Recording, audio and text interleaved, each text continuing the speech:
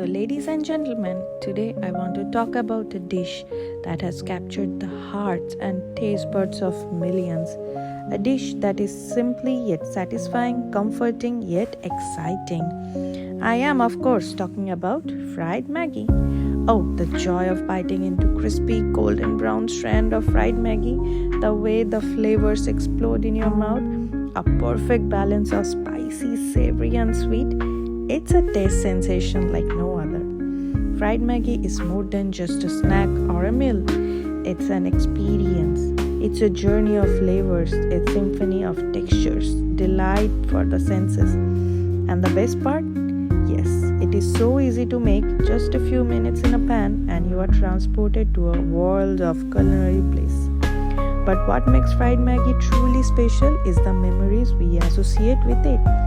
Late night college study sessions, family road trips, cozy rainy days, fried Maggi has been there for us.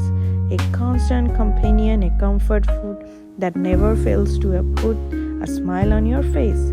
So let's celebrate fried Maggi in all its glory. Let us savor each bite, each flavor, and each moment.